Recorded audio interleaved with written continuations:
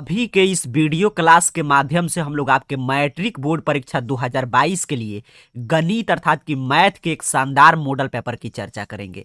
और जैसा कि आप लोग का डिमांड आ रहा था कि आप कोई भी मॉडल पेपर लाइए तो उसमें ऑब्जेक्टिव के साथ साथ सब्जेक्टिव प्रश्न की भी चर्चा हो, तो इस मॉडल पेपर में जितना हम लोग ऑब्जेक्टिव की चर्चा करेंगे उतना ही सब्जेक्टिव अर्थात कि 2 अंक और 5 अंक वाले प्रश्न को भी समझेंगे। तो पेन कॉपी लेकर तैयार हो जाइए, क्योंकि बिल्कुल एग्जाम के अनुरूप देखिए, एग्जाम में ऐसे ही आपको प्रश्न पत्र मिलेगा, तो बिल्कुल एग्जाम के अनुरूप इस मॉडल पेपर को तैयार किया गया। इसमें इन्हीं प्रश्नों को हम लोग सम्मिलित किए हैं, जिसका अगर आप अभ्यास करके जाते हैं तो प्रश्न का पैटर्न बिल्कुल यही रहेगा। हो सकता है अंक चेंज हो जाए, जैसे 5 सेंटीमीटर जहां पे लेकर हम लोग सॉल्व करेंगे वहां पे हो सकता है एग्जाम में 6 सेंटीमीटर दे, लेकिन कॉन्सेप्ट बिल्कुल सेम रहेगा। पेन कॉपी लेकर एक एक प्रश्न को आप भी सॉल्व करते चलिए। मोबाइल को फुल स्क्रीन मोड में कर लीजिए, क्योंकि बिल्कुल देखिए यहाँ पे ओरिजिनल क्वेश्चन पेपर के जैसा इस मॉडल पेपर को तैयार किया गया है। और मैथ का पेपर है तो आपको भी सॉल्व करना चाहिए ताकि आपका रिवीजन हो। यहाँ पे देखिए नया मॉडल पेपर है, यहाँ पे जानकारी दिया जा रहा है। ऑब्जेक्टिव टाइप प्रश्न से शुरुआत हो रहा है कि 100 तक ऑब्जेक्टिव प्रश्न है, जिसमें से कोई 50 आपको बना देना है। ओएमआर सीटीज के लिए आपको मिलेगा 50 अंक का ऑब्जेक्टिव है। लेकिन हम लोग, मैं बोला कि ऑब्जेक्टिव के साथ अब सब्जेक्टिव, जैसा कि आप देख पा रहे हैं वैसे ही हम लोग चर्चा करेंगे। पहला प्रश्न क्या पूछ रहा है कि साइन स्क्वायर 45 डिग्री का मान क्या होगा सर। ऑप्शन आपके सामने है, जल्दी से सॉल्व कीजिएगा और आंसर देने का प्रयास कीजिए। क्या पूछा है अपने से कि साइन स्क्वायर 45 डिग्री।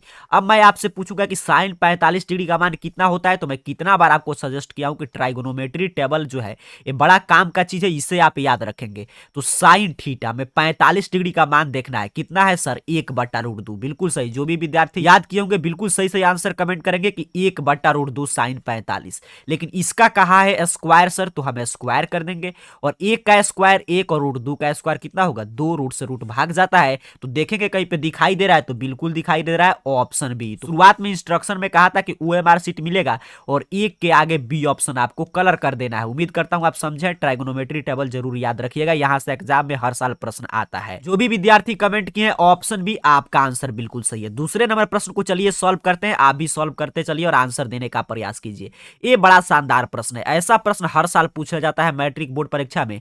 कह रहा है निम्नलिखित में कौन परिमेय संख्या है सर, इसमें से कौन रेशनल नंबर है। तो ध्यान से चेक कीजिए, तो ये रेशनल नंबर है तो ये नहीं है यहाँ पे, क्योंकि 49 का निकाल लीजिएगा, वर्गमूल 101 का निकलेगा, नहीं निकलेगा। यहाँ पे देखिए 64 का निकल जाएगा, लेकिन 32 का निकलने वाला है, नहीं निकलेगा। तो परिमेय संख्या पूछा था। यहाँ पे देखिए ना 81 का ना 91 का, तो ये भी नहीं होगा।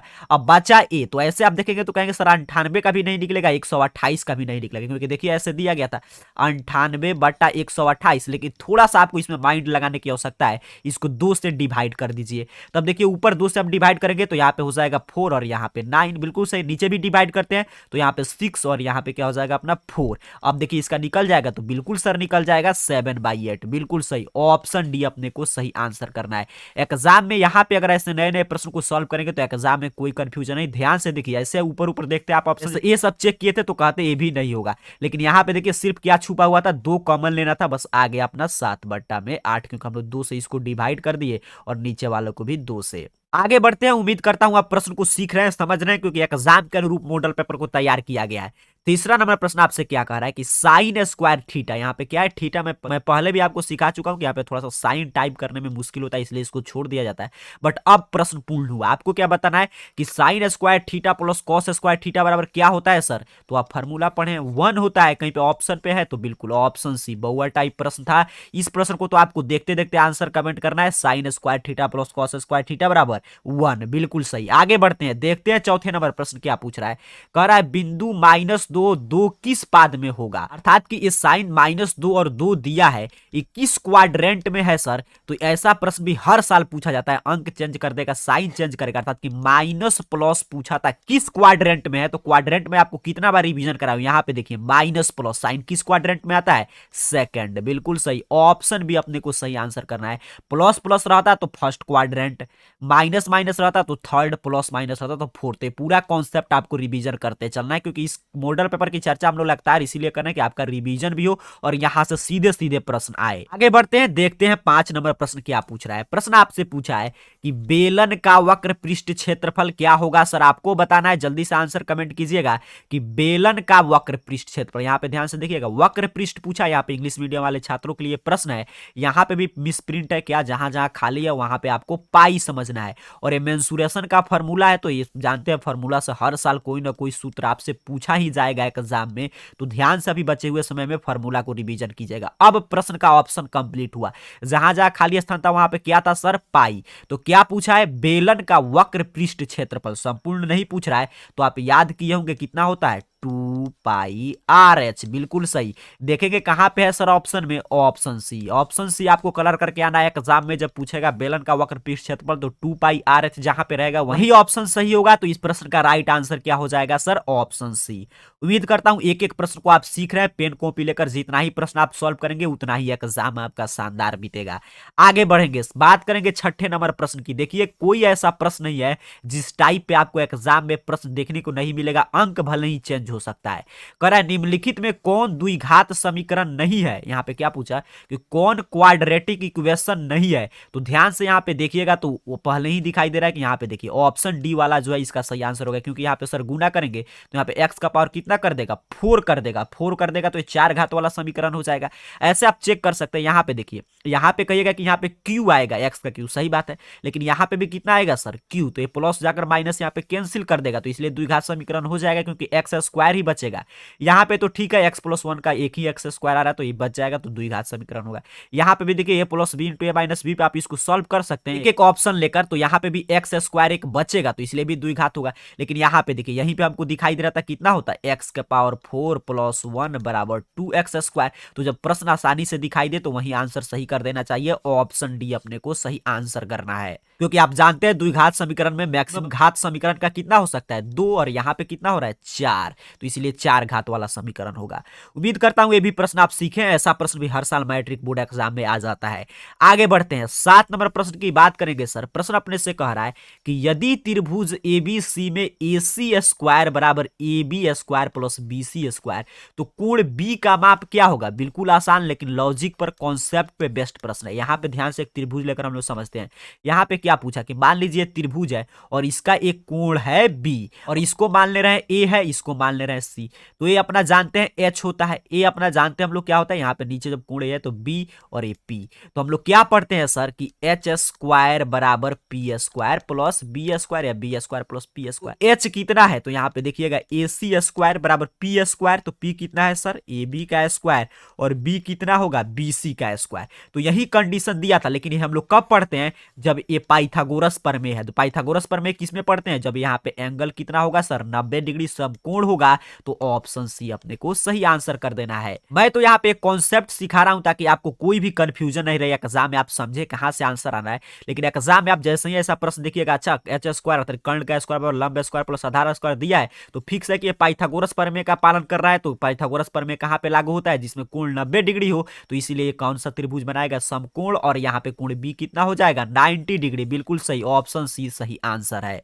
आगे बढ़ते हैं, देखते हैं 8 नंबर प्रश्न का जवाब कितने विद्यार्थी सही सही दे पाते हैं। इसका जवाब आपको देना है नीचे कमेंट बॉक्स में, जल्दी से सॉल्व करके जवाब दीजिएगा कि इसका माध्यिका क्या होगा। पूछ रहा है मीडियन क्या होगा, प्रश्न आपको दिखाई दे रहा है। तो देखिए माध्य पूछता है, यहाँ पे क्या पूछता है माध्य, तो हम क्या करते हैं औसत, इसको जोड़कर जितना संख्या रहता उसे भाग दे देते। वहीं पे बहुलक पूछता तो हम देखते कि सर इसमें कौन सबसे ज्यादा बार आया है, किसकी बारंबारता सबसे अधिक, वो बहुलक होता। लेकिन यहाँ पे क्या पूछा आपने से, मीडियन बताइए, माध्यिका बताइए। तो इसके लिए सबसे पहले दिए गए आंकड़ों को हम क्या करते हैं, आरोही क्रम असेंडिंग ऑर्डर, अर्थात कि बढ़ते क्रम में सजाएंगे। तो बढ़ते क्रम में सजाने के लिए सबसे पहले क्या लिखेंगे, सबसे छोटा क्या है सर 3 है, बिल्कुल सही। इससे बड़ा क्या है कमेंट कीजिएगा, 5 है। 5 से बड़ा क्या मिल जाएगा, 6 मिल गया। 6 से बड़ा आंकड़ा में दिया है 7 भी दिया है, 8 भी दिया है, 9 भी दिया है, 10, 11 गायब कर दिया, क्या दे दिया है सीधे 12। देख लीजिएगा यही इसका आरोही क्रम होगा। अब क्या कह रहा है सर कि माध्यिका इसका क्या होगा। तो माध्यिका के लिए दोनों साइड डिवाइड करते हैं कि बीच में कुछ बट रहा है कि नहीं। तो यहां पे 3 इधर हटा देंगे, 3 इस साइड में, लेकिन बीच में क्या बचा, एक बचता तो वही माध्यिका होता, लेकिन यहां पे देखिए 2 बच रहा है। तो 7 प्लस 8 डिवाइडेड बाई 2, 7 8 जोड़ देंगे तो अपना कितना हो जाएगा 15, बिल्कुल सही। 15 डिवाइडेड बाई 2, इस सब कटाएंगे सर तो 7.5 ऑप्शन में दिखाई दे रहा है। तो ऑप्शन डी अपने को सही आंसर करना है। करता हूं पूरा कॉन्सेप्ट मैं आपको सिखाने का प्रयास कर रहा हूं, बिल्कुल आसान भाषा में आप सीख रहे हैं। देखिए यहाँ पे 3 प्रश्न में से एक जरूर पूछेगा बिहार बोर्ड इस साल भी, या तो माध्य पूछता इसी आंकड़ा का, तो सबको ऐड करते और जितना ये नंबर रहता उसे डिवाइड कर देते, तो हमारा माध्य अर्थात कि मीन निकल जाता औसत। या बहुलक पूछेगा सर, तो बहुलक जिसकी बारंबारता अधिक बार आएगा वो बहुलक हो जाएगा।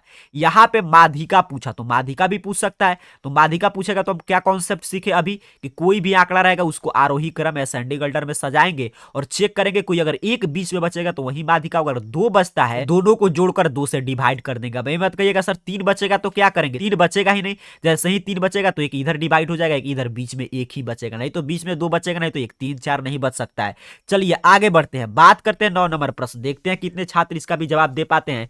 कह रहा है बड़ा शानदार प्रश्न है, कह रहा है दो पासा को एक साथ फेंका जाता है। ये प्रोबेबिलिटी अर्थात की प्रायिकता से प्रश्न है, इसलिए हम लोग मॉडल पेपर के अंत समय में चर्चा कर रहे हैं। आप देख रहे हैं लगातार ऑब्जेक्टिव सब्जेक्टिव लेकर, क्योंकि मॉडल पेपर बनाने से दो तीन बेनिफिट है, एक तो यहां से सीधे सीधे प्रश्न आता है बोर्ड एग्जाम में, और दूसरा कि आपका पूरा चैप्टर का रिवीजन हो रहा है, पूरा 1 से लेकर प्रायिकता 15 तक। तो यहां पे क्या कह रहा है कि दो पासा को सर हम एक साथ फेंकेंगे, दोनों पर 6 आने की प्रायिकता। तो जानते हैं एक पासा पे कितना अंक होता है, तो 1 2 3 4 5 और 6, अर्थात कि एक पासा में संभावित परिणाम 6 हुआ, दो पासा हम फेंक रहे हैं, कितना संभावित परिणाम हो जाएगा 36। अब कह रहा है कि दोनों पर एक पर 6, अर्थात कि दोनों पासा पे 6 ऐसे युग्म बनना चाहिए, तो पूरा इसको ऐड करेंगे तो 6 6 वाला युग्म कितना बनेगा, एक ही बनेगा, बिल्कुल सही। ई के अनुकूल परिणाम की संख्या बटा कुल परिणाम की संख्या, आप पी पढ़े प्रायिकता निकालना क्या लिखते हैं हम लोग, पी बराबर ई के अनुकूल परिणाम की संख्या बटा कुल संभावित परिणाम, तो 6 6 दोनों पर पूछ रहा है, तो ऐसा युग्म पूरा आप लिख कर चेक कर सकते हैं कितना बार आएगा, एक ही बार आएगा। तो एक हुआ ई के अनुकूल परिणाम और टोटल परिणाम यहाँ पे दो पासा फेंक रहे हैं, तो 36, एक बटा में 36 कहां पे है सर, ऑप्शन ए पे है। ओएमआर सीट आपको बिहार बोर्ड देगा, ऑप्शन ए 9 के सामने आपको कलर करके आना है, एक नंबर आपका फिक्स हो जाएगा। आगे बढ़ेंगे, बात करेंगे 10 नंबर प्रश्न, उम्मीद करता हूं एक एक प्रश्न आप सीख रहे हैं, कोई कंफ्यूजन होगा तो वीडियो को पीछे करके देख लीजिएगा, क्योंकि इससे आसान भाषा कुछ नहीं होता है मैथ पढ़ने का। 10 नंबर प्रश्न की बात करते हैं, ये अपना समांतर श्रेणी अर्थात की अर्थमेटिक प्रोग्रेशन से प्रश्न है, और ऐसे प्रश्न 2 अंक में भी पूछे जा सकते हैं, तो ध्यान से समझिएगा। कह रहा है 4 के कितने गुणज 10 और 250 के बीच पड़ते हैं, 2 अंक में से कई बार बोर्ड पूछ चुका है।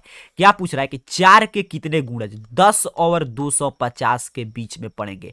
अब ध्यान से समझिए, 10 और 250 के बीच में पहला गुणज क्या पड़ेगा सर, 4 का पूछा है, तो 10 तो है नहीं, 11 भी नहीं है, क्या होगा 12, बिल्कुल सही। फिर क्या होगा 16, ऐसे ही बढ़ते जाएगा। 250 भी गुणज नहीं है, 249 भी नहीं है, क्या होगा 248। अर्थात कि यहां से एपी हमने प्राप्त कर लिया कि 10 और 250 के बीच 4 के गुणज का एपी हमने यहां पे लिख दिया। अब एपी क्यों लिखे हैं, क्योंकि हमको एन निकालना था कि ये कितना इसका संख्या है, तो ए अपने को मिल गया सर 12, डी तो दे ही दिया है प्रश्न में 4 के गुणज है, तो डी क्या होगा 4 होगा, एन भी मिल गया, अंतिम पद कितना दिया है सर 248। मोबाइल को फुल स्क्रीन मोड में करके देखिएगा, एक एक चीज स्पष्ट दिखाई देगा कि हम लोग को एक मोबाइल के स्क्रीन पे ही सभी चीज हटाना है, तो यहाँ पे ध्यान से आप उतना कंप्रोमाइज करके चलेंगे। चलिए ए एन बराबर क्या होता है सर, तो ए एन बराबर A plus N minus 1 into D होता है। ए एन जब प्रश्न में अपने को दे दिया 248, तो ए एन रिप्लेस करके लिख देंगे, ए दे दिया है 12, एन तो हमें निकालना है सर, डी भी दे दिया है 4। अब इसको सॉल्व करके आप आंसर जल्दी से कमेंट कीजिए हमसे पहले कि कितना आंसर आ रहा है, 248 प्लस 12 है तो माइनस 12 बराबर एन माइनस 1 इंटू 4, उसी तरह रहने देते हैं। 248 में से सर 12 घटा लेंगे तो यहाँ पे क्या बचेगा 6, और यहाँ पे अपना 3, बिल्कुल सही 2, और यहाँ पे 4 इधर मल्टीप्लाई में है तो इधर आके हो जाएगा डिवाइड में एन माइनस 1। इसको कटा देते हैं, कितना आ गया, या एन बराबर इसको कटाएंगे तो 4 5 20 और यहाँ पे 9, और यहाँ पे माइनस है तो इस साइड में भेज दे रहा हूं, तो प्लस यहाँ पे कितना हो गया सर 60। देख रहे हैं कहीं पे ऑप्शन पे दिखाई दे रहा है, तो ऑप्शन है, बिल्कुल सही ऑप्शन है, अपने को सही आंसर करना है। अर्थात कि प्रश्न में क्या पूछा था, 4 के कितने गुणज है सर 10 और 250 के बीच, तो ऐसे ही आप फाइंड कर लेंगे कितना गुणज है 60। यहाँ पे आपने देख लिया, 2 अंक में भी ये प्रश्न आ सकता है, ऐसे ही आपको कॉन्सेप्ट सीख रहा है। मैं बोलता हूँ एग्जाम में देखिएगा, जितना हम लोग मॉडल पेपर की चर्चा कर लिए हैं, नया ऑफिशियल मॉडल पेपर का ऑब्जेक्टिव समाप्त हो चुका है, काफी मॉडल पेपर की चर्चा की है, इससे बाहर कोई प्रश्न नहीं आएगा अगर इतना क्लास आप देखते हैं, क्योंकि हम लोग इसीलिए आपके लिए कम क्लासेस लाते हैं, लेकिन यूनिक क्लास जो कहीं पे आपको नहीं मिले, और उसके साथ साथ जहां से प्रश्न आए। क्योंकि एग्जाम में मैं कल भी एक आपको स्ट्रेटजी वीडियो बनाया था कि जनवरी से कैसे पढ़ाई करना है, तो वहां पे मैंने आपको क्या बताया था कि सिर्फ इस समय वीवीआई प्रश्न पढ़ना है, संभावित प्रश्न, जिससे कि आपका दोनों काम हो कि रिवीजन भी हो कॉन्सेप्ट का, और उसके साथ साथ यहाँ से प्रश्न भी आए। तो उसी काम को हम लोग आसान करने के लिए 6:30 PM पे डेली क्लासेस चलता है। ऐसे आप कभी भी ऑनलाइन क्लास का यही फायदा है कि आपके पास जब भी समय है तभी चैनल को सब्सक्राइब रखिए, और जो भी एग्जाम तक क्लास आता है उतना देखिए, आपका मैथ में शानदार रिजल्ट आएगा। आप लोग के डिमांड के अनुसार क्लास चल रहा है कि ऑब्जेक्टिव सब्जेक्टिव दोनों चलना चाहिए, तो 10 प्रश्न हम लोग ऑब्जेक्टिव चर्चा किए हैं ऑप्शन वाला, 10 एक नंबर वाले ही प्रश्न रहेंगे, लेकिन बिना ऑप्शन वाले प्रश्न को लेकर समझते हैं। और आगे 10 हम लोग सब्जेक्टिव प्रश्न की चर्चा करेंगे, 2 अंक वाले और 5 अंक वाले। चलिए 11 नंबर प्रश्न का जवाब दीजिएगा। क्या कह रहा है कि -10 6 -2 2 34 एक एपी दिया, इसमें पदों की संख्या कितना है? एन पूछा है, एन पूछा है। तो अभी मैंने ऐसा प्रश्न बताया, जल्दी से बनाकर मुझसे पहले सभी विद्यार्थियों को आंसर कमेंट करना है कि कितने विद्यार्थी सीखे। अभी मैंने पिछले प्रश्न में यही प्रश्न आपको समझा रहा था। जैसे ही अपने को एपी मिलेगा तो यहाँ पे ए अपने को मालूम हो जाएगा, प्रथम पद कितना है सर? 10 है। डी भी मालूम हम कर सकते हैं, -6 और माइनस माइनस प्लस 10 कितना हो जाएगा? 4। कोई भी एक 2 उठाकर घटा लीजिएगा, A2 -7 A3 -A2 4 ही आएगा डी। ध्यान से यहाँ पे देखिए, 2 -2 करेंगे तो माइनस माइनस प्लस कितना हो जाएगा? 4 हो जाएगा। एन अर्थात की अंतिम पद दिया है सर 34। एन बराबर फॉर्मूला अभी हम लोग पढ़े कि एन बराबर क्या होता है सर? तो ए प्लस एन माइनस 1 पदों की संख्या इसमें भी पूछा है, और डी यहाँ पे 4। तो 34 उसी तरह रहेगा, -10 है तो इधर आके +10। n-1 इंटू 4 को उसी तरह लिखेंगे। 34 10 कितना होता है सर? 44। इधर 4 मल्टीप्लाई में, इधर डिवाइड में आकर हो जाएगा। यहां पे इसको डिवाइड कर देंगे तो 11, इधर -1 है तो आके हो जाएगा +1। कितना हो गया सर? 12। इसमें पदों की संख्या पूछा था, कितना होगा? 12 होगा। बिल्कुल सही। जो भी विद्यार्थी कमेंट किए हैं 12, समझिएगा आपका मैथ का तैयारी बिल्कुल शानदार है। एक एक बात को सीख रहे हैं। उम्मीद करता हूं आप इसको कॉन्सेप्ट को देखिए, पेन कॉपी लेकर मोबाइल को फुल स्क्रीन मोड में करके देखिएगा। चलिए हम लोग इसको मिटाते हैं। दूसरे नंबर प्रश्न को देखिए। ऐसे प्रश्न क्या करता है, एपी में ज्यादातर यही प्रश्न पूछता है, एन बताइए, एसएन बताइए। तो फार्मूला याद रखिएगा, एपी कोई भी दिया रहेगा तो ए एन डी हम लोग आसानी से बता सकते हैं। कोई भी 2 मालूम रहे तो तीसरा हम लोग निकाल सकते हैं। कोई भी पद पूछे तो ए प्लस उससे कम डी करके हम लोग निकाल सकते हैं। उम्मीद करता हूं आप सीख रहे हैं। एक एक बात को ध्यान से डेली क्लासेस कीजिए, कोई दिक्कत नहीं होगा एग्जाम में, इससे बाहर कोई प्रश्न नहीं आएगा। अब 12 नंबर देखिए, पहला चैप्टर से आ गया, इसलिए मैं बोला पूरा चैप्टर का आपका रिवीजन हो रहा है। बस क्लास पे दिमाग को फोकस रखिएगा। कह रहा है यदि 2 संख्याओं का मौसा सर 25 है तथा लौसा 50 है तो संख्याओं का गुणनफल कितना होगा? कितना बार हम लोग पढ़े हैं कि HCF गुने LCM बराबर क्या होता है? तो जो भी संख्या होता है उसका गुणनफल होता है। बिल्कुल, दी गई संख्याओं का गुणनफल बराबर HCF गुने LCM। HCF अपने को दे दिया सर 25, LCM दे दिया 50। गुणनफल पूछा है, बिल्कुल बउआ टाइप प्रश्न कर दिया। 0 5 से 5 में गुना कर देंगे, 5 यहां पे रहेगा 2 और 10 2 12 1250। जितने भी विद्यार्थी कह रहे हैं समझिए एग्जाम में आप ऐसे प्रश्न का धुआं धुआं उड़ाकर आएंगे। आपका मैथ में 100 में 100 आएगा। यहाँ पे क्या भराएगा सर? 1250, क्योंकि मौसल लौसल दे दिया था, गुणनफल पूछा था। गुणनफल किसी भी संख्या का क्या होता है? दी गई संख्याओं का गुणनफल बराबर HCF गुने LCM। कितना बार हम लोग शुरुआत इसी का करते हैं, मैथ से क्लास 10th का रियल नंबर में कॉन्सेप्ट था। तो 1250 यहाँ पे सही आंसर करना है। चलिए आगे बढ़ते हैं, फिर मैं इसको मिटा दे रहा हूं। उम्मीद करता हूं आप सीख रहे हैं। अगर प्रश्न आपको समझ में आ रहा है, क्लासेज आपको पसंद है तो वीडियो को लाइक जरूर कीजिएगा। ये सब बोलने वाली बात नहीं है। क्लासेज आपके लिए फ्री में चल रहा है तो वीडियो को भी फ्री में लाइक करने में क्या जाता है, अपने दोस्त मित्र के पास उससे भी अच्छा लगे तो शेयर कर सकते हैं। ऐसे शेयर करें या लाइक करें, इससे कोई मतलब नहीं, लेकिन क्लास को ध्यान से समझिए। आपका नंबर अच्छा आना चाहिए, क्योंकि काफी दिन से लगातार आपके लिए क्लासेज चल रहा है। आगे कह रहा है कि वर्ग अंतराल के मध्य बिंदु को क्या कहते हैं? अब देखिए ध्यान से, क्या पूछा कि mid point of class interval. तो ये तो इसे हम लोग क्या कहते हैं? तो ऐसे सीधे सीधे आप कह सकते हैं कि वर्ग चिन्ह। बिल्कुल सही, क्या कह सकते हैं? वर्ग चिन्ह। क्यों? अब ध्यान से समझ लीजिए, अगर कोई भी दिक्कत होगा तो। पूछा था वर्ग अंतराल, जैसे मान लीजिए किसी आंकड़ा का ऐसे वर्ग अंतराल दिया रहा है 6 से 10, 10 से 16, तो पूछ रहा है इसका मिड पॉइंट निकालते हैं। मिड पॉइंट कैसे निकालेंगे? 6 + 2/2 अर्थात की 16/2 अर्थात की 8। तो ये 8 जो आता है, ये सब क्या बोलते हैं? तो इसे ही तो बोलते हैं वर्ग चिन्ह। उम्मीद करता हूं आप सीख रहे हैं। वर्ग चिन्ह हम लोग ऐसे ही जो बाध्य निकालते थे तो यहाँ पे लिखता था आपका वर्ग अंतराल, यहाँ पे बारंबारता, वर्ग चिन्ह, गुणनफल। तो वर्ग चिन्ह कैसे निकालते थे? दोनों को निम्न सीमा प्लस उस सीमा बटा में 2। तो वही पूछा, इसे क्या कहेंगे? वर्ग अंतराल के मध्य बिंदु को तो वर्ग चिन्ह कहेंगे। आगे देखिएगा ध्यान से, 14 नंबर प्रश्न का आंसर दीजिए। क्या पूछ रहा है? प्रश्न कहा है कि त्रिभुज का क्षेत्रफल 1/2 गुने कितना होता है? तो त्रिभुज का क्षेत्रफल आप पढ़े 1/2 गुने आधार गुने ऊंचाई। ऐसे हम लोग त्रिभुज का क्षेत्रफल पढ़ते हैं कि 1/2 गुने आधार गुने ऊंचाई। यही पूछा था, तो यहाँ पे क्या भरेंगे? आधार, यहाँ पे ऊंचाई। प्रश्न के माध्यम से आपको एक फार्मूला भी मिला।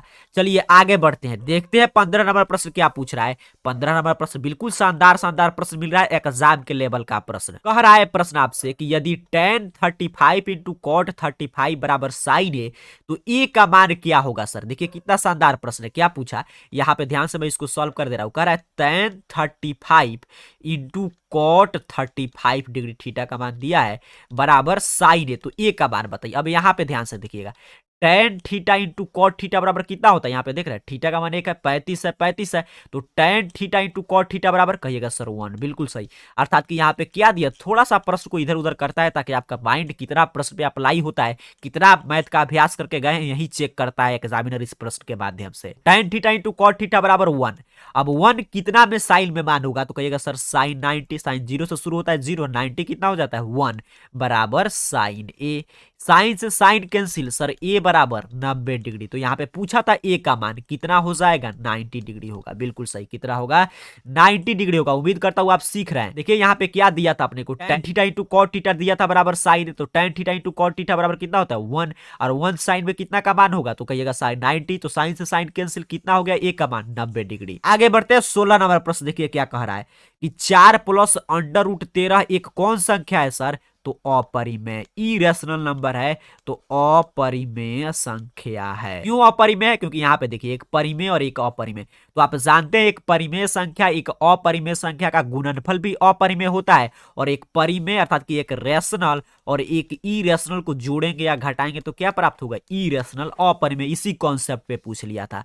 कह रहा है कि वह समीकरण युग्म जिसका कोई हल ना हो उसका समीकरण कहलाता है। जब समीकरण युग्म का कोई हल नहीं हो तो सब क्या कहते हैं, विरोधी समीकरण। विरोधी कहेंगे तो क्योंकि कोई हल नहीं है। देखिए यहाँ पे क्या कह रहा है, कोई हल नहीं है, तो कौन सा समीकरण कहाएगा, विरोधी समीकरण। बिल्कुल सही। आगे देखते हैं सर 18 नंबर प्रश्न। कह रहा है यदि द्विघात समीकरण इतना के दो शून्यक अल्फा और बीटा है, फिर मैं बोला साइन यहाँ पे थोड़ा सा प्रिंट नहीं मिलता है इसलिए इसको छोड़ दिया जाता है। तो वही कह रहा है कि इसके अल्फा प्लस बीटा अर्थात कि शून्यक का योग बताइए। अब प्रश्न कंप्लीट मैं यहाँ पे लिख दिया हूं। अब ऐसे प्रश्न सोचिए, मैं आपको क्या बताया था पिछले मॉडल पेपर में भी कि ऐसा प्रश्न हर साल एग्जाम में चाहे 2 अंक में आए इस पे, या आपसे 1 अंक में प्रश्न आएगा ही आएगा, अल्फा प्लस बीटा या अल्फा इंटू बीटा। तो अल्फा प्लस बीटा बराबर क्या होता है सर, माइनस बी बटा ए, और अल्फा इंटू बीटा बराबर सी बटा ए। तो माइनस प्रश्न का उसी तरह रहेगा, बी 5 है और यहाँ पे 7। कितना प्रश्न ऐसा हम लोग सीखे हैं, 5 बट्टा में 7। क्या आंसर हो जाएगा, 5 बट्टा में 7 इसका सही आंसर है 18 नंबर प्रश्न का। अल्फा इंटू बीटा पूछता शून्यकों का गुणनफल, तो सी बट्टा में सी कितना है 1 और यहाँ पे 7। उम्मीद करता हूं आप समझ पा रहे हैं। यहाँ पे क्या होता है A x square plus B x plus C, यही सी का मान तो 1, बी का मान -5, ए का मान 7। तो 5 बट्टा में 7 फिलहाल इस प्रश्न का सही आंसर है। आगे 19 नंबर प्रश्न, तो सीधे सीधे देखिए कॉन्सेप्ट आपसे पूछ लिया है, तो इसके माध्यम से आपका कॉन्सेप्ट का भी रिवीजन हो रहा है। कह रहा है दो बहुभुज समरूप होते हैं यदि उनके संगत कोण बराबर हो तथा संगत भुजाएं क्या हो सर, तो समानुपाती हो। बिल्कुल सही। यहाँ पे क्या पूछ रहा है कि दो बहुभुज आपस में कब समरूप होंगे, तो यदि उनका संगत कोण बराबर है तथा उनकी संगत भुजाएं समानुपाती है तो बहुभुज आपस में क्या हो जाते हैं, समरूप हो जाते हैं। आगे 20 नंबर प्रश्न आपको दिखाई दे रहा है, ये भी प्रश्न बिल्कुल लॉजिकल है। कह रहा है समीकरण P X square plus Q X plus R बराबर 0 के लिए क्यू स्क्वायर माइनस 4pr को डैश डैश कहा जाता है। तो अब एक समीकरण दिया है, कह रहा है, आप देखिए जैसे हम लोग मान लीजिए कोई समीकरण लिखते हैं ऐसे A x square plus B x plus C बराबर 0, तो हम लोग विविक्तर जो डी निकालते हैं उसे क्या लिखते हैं, बी स्क्वायर माइनस 4ac ऐसे लिखते हैं। यहीं पे दिया था, यहाँ पे देखिएगा पी एक्स स्क्वायर, नाम चेंज कर दिया आपको सिर्फ घुमाने के लिए, क्यू एक्स प्लस आर बराबर 0। तो बी का मान कितना है, तो बी का मान है क्यू, तो क्यू स्क्वायर, और 4 और एक जगह पर दे दिया पी और सी के, तो यही पूछा। तो ये क्या था हमारा, विविक्तर था, डी था, बस समीकरण को रिप्लेस किया तो ये भी रिप्लेस हो गया। तो इसको हम लोग क्या बोलेंगे सर, डी बोलते हैं, विवेचक बोलते हैं, विविक्तर बोलते हैं, डिस्क्रिमिनांट बोलते हैं। तो यही इसका सही आंसर हो जाएगा। तो जो भी विद्यार्थी डी कमेंट किए थे आपका आंसर बिल्कुल सही था।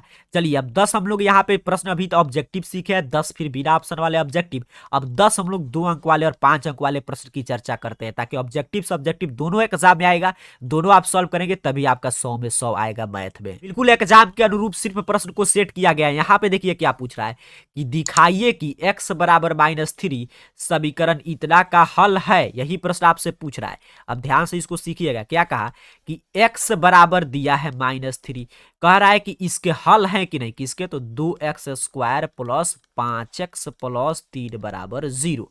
अब यहाँ पे दो तरीका है, एक तरीका है कि ये द्विघात समीकरण है, इसका हम लोग मूल निकालेंगे। हल का मतलब क्या होता है, मूल शून्यक।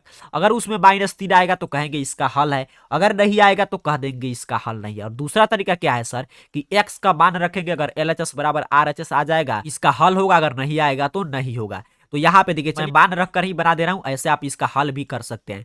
तो 2 उसी तरह रहेगा, x के जगह पर कितना हो जाएगा, -3 का होल स्क्वायर, प्लस में अपना 5x है तो 5 -3 प्लस 3 बराबर 0, या 2 और -3 का होल स्क्वायर तो 9 हो जाएगा प्लस में, क्योंकि माइनस माइनस क्या हो जाता है प्लस, यहाँ पे 15 और प्लस 3 बराबर 0, या 9 में 2 से गुना कीजिएगा तो 18 और -15 में से 3 घटा देंगे 12 बराबर 0, या 6 बराबर नहीं है 0। अर्थात कि ये बराबर जब 0 नहीं आएगा तो मैं क्या बोला, अगर 0 दोनों साइड आ जाता है LHS बराबर RHS तो हम क्या कहते हैं, इसका हल है, अगर नहीं आया तो इसका हल नहीं है। या दूसरा तरीका क्या था, इसको आप सॉल्व करके लिख सकते थे, तो वही थोड़ा सा लिख दीजिएगा, इससे क्या होता है कि अंक मिलेगा, ये नहीं कि नहीं हम छोड़ दिए, यहाँ पे लिख दिया जाता है कि अतः x बराबर -3 दिए गए समीकरण का हल नहीं है, इतना लिख दीजिएगा, क्योंकि यही आपसे पूछा तो x का मान नहीं पूछ रहा था। अगर वही आ जाएगा, मान लीजिए प्रश्न में दूसरा कुछ देता, अगर आ जाता यहाँ पे हल, तो हम लोग क्या लिखते कि इसका हल है, यहाँ पे 0 आता दोनों साइड, या इसका द्विघात समीकरण का आप शून्यक भी निकाल सकते हैं। उम्मीद करता हूँ ये भी प्रश्न आप सीखे हैं। आगे बढ़ते हैं, 22 नंबर प्रश्न देखते हैं। कह रहा है कि ये परिमेय संख्या इतना का दशमलव प्रसार शांत है या अशांत आवर्ती आपको ज्ञात करना है। दशमलव प्रसार नहीं पूछा है, सीधे सीधे पूछ रहा है कि शांत है या अशांत आवर्ती। तो देखिए कितना दिया है, 13/2 के पावर 4 और यहाँ पे 5 का पावर 3। यहाँ पे सीधे सीधे हमको दिखाई दे रहा है कि चूंकि हर जो है, इसका हर यहाँ पे 2 का पावर m गुने 5 के पावर n रूप का है। अब किसी भी परिमेय संख्या का हर इस रूप का होता है तो सब क्या बोलते हैं कि इसीलिए यह शांत होगा, इसका दशमलव प्रसार क्या होगा, शांत हो जाएगा। पूरा आप लिखेगा, मैं सिर्फ आपको समझा रहा हूं। तो एक तो तरीका ये हुआ, सीधे सीधे आंसर आप कर सकते हैं, क्योंकि आप देखिए 2 के पावर m गुने 5 के पावर n रूप का था।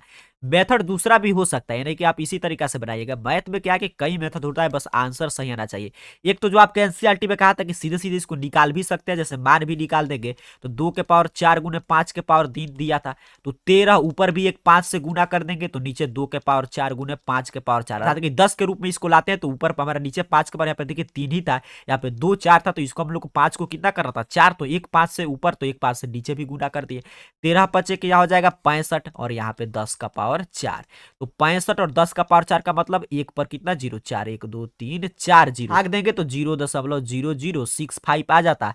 तभी क्या था, शांत ही था। यही पूछा था कि शांत आवर्ती शांत है या अशांत आवर्ती, तो आपको दोनों में से जो मेथड आपको अच्छा लगे उसे आप बना सकते हैं। यहाँ पे मैं लिखा हूं कि यह शांत होगा, आप क्लियर लिखिएगा कि दी गई परिमेय संख्या शांत होगा, ऐसे पूरा लिखना है आपको। आगे बढ़ते हैं, 23 नंबर प्रश्न को समझते हैं। प्रश्न अपने से क्या पूछ रहा है, बड़ा ये भी शानदार प्रश्न मिल गया। कह रहा है दी गई आकृति में यदि PQ समानांतर है RS तो सिद्ध कीजिए कि त्रिभुज POQ समरूप है त्रिभुज SOR। अर्थात कि क्या पूछा है एक बार ध्यान से समझते हैं। PQ यहाँ पे देखिए ए वाला और यहाँ पे RS ये समानांतर है, बिल्कुल सही। तो कह रहा है POQ अर्थात कि ए त्रिभुज और यहाँ पे SOR ए त्रिभुज, दोनों को आपको क्या सिद्ध कर दे रहा है, समरूप। तो चलिए यहाँ पे सिद्ध करते हैं। इस साइड में मैं लिख कर बना रहा हूं, तो यहाँ पे ध्यान से समझिएगा, आपको ये ध्यान से समझ कर रखना है। इस साइड में मैं लिख रहा हूं क्योंकि मैं शुरू में ही बोल दिया कि हम लोग को एक स्क्रीन पे इसको कैप्चर करना है। अब दिया है प्रश्न में क्या क्या दिया है, इसको लिखते हैं।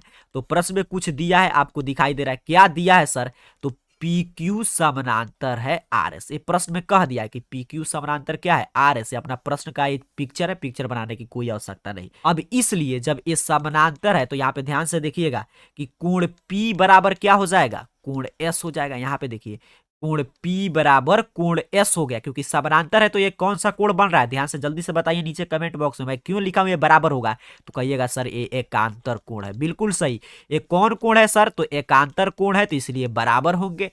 अब और कुछ आपको दिखाई दे रहा है तो कहिएगा सर जब P बराबर S आप कर दिए, Q बराबर R भी लिखिए, तो समझिए आपका दिमाग मैथ में काम कर रहा है। तो Q बराबर भी हम क्या लिखेंगे, आर लिखेंगे, कोण क्यू बराबर कोण आर। क्यों सर? क्योंकि जब ए एकांतर कोण था तो ये भी एकांतर कोण है, क्योंकि दोनों समानांतर है। बिल्कुल सही, आप बिल्कुल मैथ को समझ रहे हैं। अब यहाँ पे देखिए तीसरा कुछ आपको दिखाई दे रहा है, तो कहिएगा जी सर बिल्कुल दिखाई दे रहा है। क्या आपको दिखाई दे रहा है? शीर्षाभिमुख कोण। देखिए यहाँ पे लाइन ऐसे ऐसे काट रहा है, तो एक कोण और एक कोण क्या बन रहा है? शीर्षाभिमुख कोण, तो इसलिए बराबर होंगे कोण पी ओ क्यू बराबर हो जाएगा कोण एस ओ आर। क्यों बराबर हुआ सर? क्योंकि ये शीर्षाभिमुख कोण है। अब जब दो कोण बराबर, तो आप ऊपर नीचे आप ध्यान से सॉल्व कीजिएगा। मैं बोल रहा हूं कि एक मोबाइल स्क्रीन में इसको आप लोग को लिखना पड़ता है मोबाइल के स्क्रीन पे, इसी तरह ऐसे लिखना पड़ता है, काम चलाइएगा और मोबाइल को फुल स्क्रीन मोड पे करके देखिए, स्पष्ट दिखाई देगा। तो शीर्षाभिमुख कोण है, तो आपको अब हमको क्या दिखाई दे दिया कि इसलिए जब तीन कोण बराबर हो गए तो ए समरूपता से क्या कहता है? ए समरूपता के नियम, तीन एंगल बराबर हो गए तो ये त्रिभुज क्या हो जाएगा? समरूप हो जाएगा। तो इसलिए ए समरूपता से त्रिभुज पी ओ क्यू समरूप है त्रिभुज एस ओ आर। यही सिद्ध करना था, हमने इसे प्रूव्ड कर दिया। बिल्कुल उम्मीद करता हूं आप सीख रहे हैं। यहाँ पे देखिए समानांतर दिया था, तो यहाँ पे एकांतर कोण बन रहा था पी और एस, तो इसको हमने बराबर किया। फिर यहाँ पे भी एकांतर कोण था कोण क्यू और आर, तो इसको भी हमने क्या किया? बराबर कर दिया। और यहाँ पे शीर्षाभिमुख कोण बराबर होते ही है, ये बराबर हो गया। तीन कोण जैसे ही बराबर वैसे ही दोनों त्रिभुज आपस में क्या हो गए सर? समरूप हो गए। बिल्कुल शानदार प्रश्न मिलेगा, अंत तक देखिए, यहां से खूब प्रश्न आएंगे एग्जाम में। आगे बढ़ते हैं, 24 नंबर प्रश्न देखते हैं क्या कह रहा है। यदि किसी अनुक्रम का nवां पद 4n + 5 है तो इसके प्रथम 3 पद ज्ञात करें। ये भी प्रश्न बिल्कुल शानदार पूछा है। क्या कह रहा है कि कोई अनुक्रम है, उसका nवां पद अर्थात कि tn an कितना है सर? 4n + 5 है, तो इसके प्रथम 3 पद, कोई पद पूछता तो n का कुछ भी मान करते, लेकिन यहाँ पे क्या करें? प्रथम 3 पद अर्थात कि पहले 3 पद, यहाँ पे देख लीजिए फर्स्ट 3 टर्म।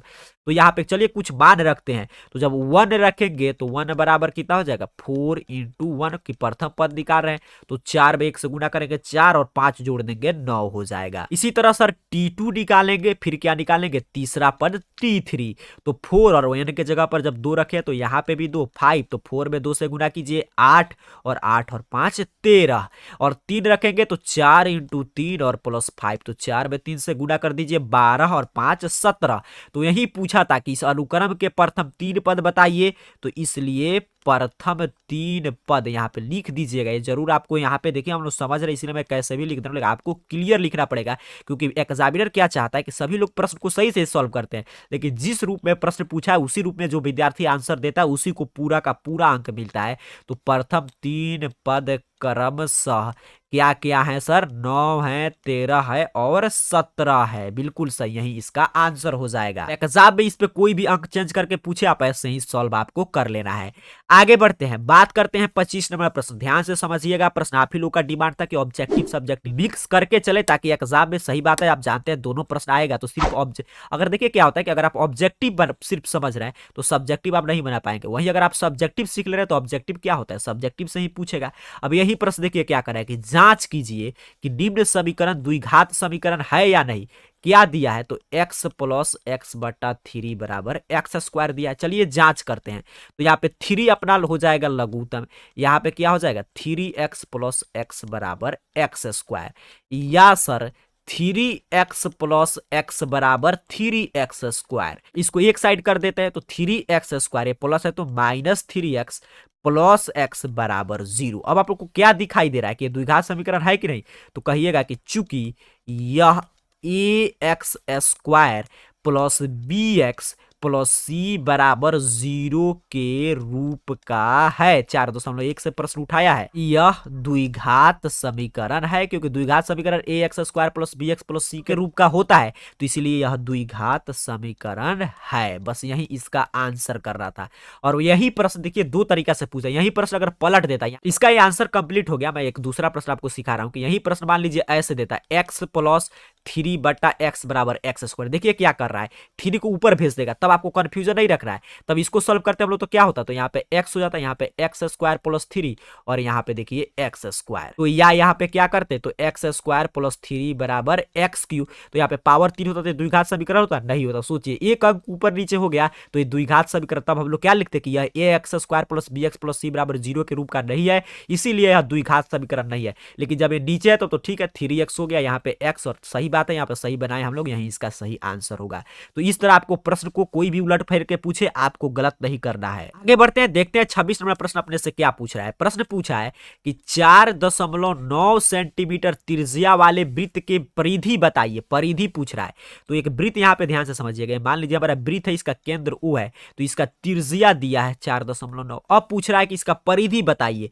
तो वृत्त की त्रिज्या, तो चूंकि त्रिज्या अर्थात कि आर अपने को दे दिया गुरुजी 4.9। अब हमसे क्या पूछा है कि वृत्त की परिधि बताइए। तो वृत्त की परिधि का फॉर्मूला सभी विद्यार्थी एक साथ कमेंट करेंगे कमेंट बॉक्स में कि वृत्त की परिधि निकालने का सूत्र क्या होता है सर। तो क्षेत्रफल पूछेगा तो पाई आर स्क्वायर, परिधि पूछेगा तो 2 पाई आर, बहुआ टाइप ये सभी सूत्र होता है, इसको तो याद रखिए। अब 2 पाई आर तो 2 तो अंक है उसी तरह रहेगा। पाई कितना होता है सर, 22/7। आर का मान प्रश्न में दे दिया 4.9, 7 से इसको कटा देंगे सर जी, हो जाएगा 0.9, क्योंकि 0.9 नहीं, यहाँ पे क्या करना है 7, क्योंकि 7 7 49 होता है, बिल्कुल सही। यहाँ पे देखिए 22 में 2 से आप गुना करेंगे सर 44 हो जाएगा, और यहाँ पे क्या होगा 0.7। यहाँ पे गुना करेंगे तो 7 चौका 28, तो यहाँ पे हो जाएगा 8 2 और 28 2 30, 30.8 सेंटीमीटर सर इस प्रश्न का राइट आंसर होगा। तो यहाँ पे लिख दीजिएगा, मैं नहीं लिख रहा हूं, यहाँ पे आप लिख दीजिएगा, इसलिए वृत्त की परिधि 30.8 सेंटीमीटर है आंसर। कॉन्सेप्ट क्लियर सीखना है, क्योंकि मैथ में कॉन्सेप्ट सब चीज होता है। आगे बढ़ते हैं, उम्मीद करता हूं ये प्रश्न आप सीखे होंगे। और यहीं पे क्या पूछता है, क्षेत्रफल पूछता तो पाई आर स्क्वायर करते। 27 नंबर प्रश्न देखते हैं, बड़ा शानदार प्रश्न मिल रहा है। कह रहा है मान ज्ञात करे, वैल्यू इसका निकाल दीजिए सर। तो 2 तरीका है इसको भी बनाने का, किसी भी तरीका से सॉल्व कीजिए सर, आंसर तो वही रहेगा। लेकिन हम लोग आसान तरीका सीखते हैं। एक तरीका क्या है कि 30 का मान रखेंगे, tan 30 का मान रखेंगे, वैसे भी कीजिएगा, गुना भाग कीजिएगा, उतना ही आंसर आएगा। लेकिन जब हमको फार्मूला पर आसानी से बैठ रहा हो तो इतना गुना भाग करने की क्या आवश्यकता है। cos स्क्वायर 30 डिग्री और 1 + tan square theta, 1 + tan square theta यहाँ पे दिखाई दे रहा है आपको, 1 + tan स्क्वायर थीटा बराबर sec स्क्वायर थीटा, बिल्कुल सही। मान भी रख के बना सकते हैं, मैं ये नहीं कहूंगा कि गलत होगा, वैसे भी इतना ही आंसर आएगा। तो cos स्क्वायर और 1 का स्क्वायर थीटा बराबर तो 1/cos स्क्वायर थीटा। देखिए आसानी से बन गया, cos स्क्वायर से cos स्क्वायर कैंसिल, क्या बचा सर 1 बचा, 1 आंसर हो जाएगा। ऐसे आप cos 30 और tan 30 का मान भी रख के बनाते तभी 1 ही आता। एक एक बात को सीखते चलिएगा, उम्मीद करता हूं आप सीख रहे होंगे बिल्कुल ध्यान से। हमने क्या किया कि बस कुछ नहीं, 1 + tan स्क्वायर थीटा हम लोग 8.4 में पढ़े थे, sec स्क्वायर थीटा होता है। तो sec स्क्वायर यहाँ पे थीटा 30 था, हमने रख दिया। sec कितना का किसका उल्टा होता है व्युत्क्रम, तो cos का, तो 1/cos, cos से cos कैंसिल, क्या बचा सर 1 बचा। आगे बढ़ते हैं, 28 नंबर प्रश्न आप ध्यान से सीखिएगा। क्या कह रहा है प्रश्न आपसे कि किसी वृत्त की परिधि 22 सेंटीमीटर है, उसका चतुर्थांश का क्षेत्रफल निकालें। आपसे क्या पूछा कि ये वृत्त है, मान लीजिए इसका परिधि दिया है 22 सेंटीमीटर, तो इसका चतुर्थांश का क्षेत्रफल निकालिए। तो पहले तो आर निकालना पड़ेगा, त्रिज्या। तो चूंकि वृत्त की परिधि प्रश्न में दे दिया है कितना है सर, तो 22 सेंटीमीटर।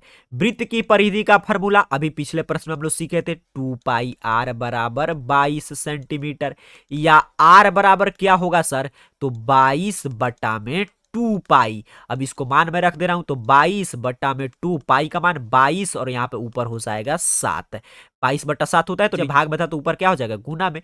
22 से 22 कैंसिल, आर कितना आ गया गुरुजी 7/2 सेंटीमीटर। अब क्या पूछ रहा है, अब पूछा है चतुर्थांश का क्षेत्रफल। प्रश्न में क्या पूछा, वृत्त के चतुर्थांश का क्षेत्रफल, क्या फॉर्मूला होता है, तो कहेगा सर एक वही होता है θ/360। वैसे मान निकालेंगे या सीधे थीटा का मान नहीं दे, थीटा से कितना होगा, चतुर्थांश पूछा है तो 360/4 90 होगा। वैसे भी आप बना सकते हैं, या दूसरा फॉर्मूला भी तो आपको पढ़ाया गया होगा कि वृत्त के चतुर्थांश का क्षेत्रफल 1/4 पाई आर स्क्वायर, क्योंकि 4 भाग में इसको बांटना है क्षेत्रफल को, तो इसी फॉर्मूला पे मैं रख दे रहा हूं। 1/4 उसी तरह रहेगा, पाई कितना है सर 22/7। आर स्क्वायर यहाँ पे जगह नहीं है, मैं सीधे मान पुट करूंगा 7/2 और 7/2, मैं सीधे मान रख दिया हूं। आपका आप 2 बार में रखते, एक बार आर के जगह पर 7/2 का स्क्वायर, फिर नीचे। उतना आप समझदार हो चुके क्योंकि कितना आप लोग क्लास की चर्चा की है। 7 से 7 सर कैंसिल कीजिए, बिल्कुल सही। 2 से इसको कटा दे रहे हैं 11। ऊपर क्या बचा, यहाँ पे ध्यान से देखिएगा, मैं इस साइड बना रहा हूं हूँ, लेकिन एग्जाम में आपको ऐसे गलती नहीं करना है कि कभी इस साइड लिखे कभी इस साइड, आपको ऊपर नीचे सॉल्व करना है। ऊपर क्या बच रहा है, तो 11 में साल से मल्टीप्लाई करेंगे 77, नीचे क्या बचा 8, हटा देते हैं 8 9 में 72, और यहाँ पे 6 2 5 क्या पूछा था क्षेत्रफल, तो स्क्वायर में होगा सर सेंटीमीटर स्क्वायर। तो यही पूछा था चतुर्थांश का क्षेत्रफल, परिधि दिया था हमने आर सर, त्रिज्या निकाल लिया, और चतुर्थांश का क्षेत्रफल 1/4 पाई आर स्क्वायर, इसमें हमने बैठा दिया। ऐसे थीटा बटा 360 डिग्री वाला फार्मूला पे भी आप बैठाते तो थीटा 90 डिग्री होता, क्योंकि चतुर्थांश पूछा है तो 1/4 होता, और फिर वही बात होता, इतना ही आंसर आएगा। आगे बढ़ते हैं, उम्मीद करता हूं ये भी प्रश्न आप सीख चुके हैं। कोई भी प्रश्न आएगा अंक चेंज करेगा, आप सही सही जवाब देंगे। 29 नंबर प्रश्न देखिए क्या पूछ रहा है। बड़ा मेंसुरेशन से प्रश्न इस मॉडल पेपर में मिल रहा है, क्योंकि एग्जाम में इससे खूब प्रश्न आता है, ट्राइगोनोमेट्री से और मेंसुरेशन से।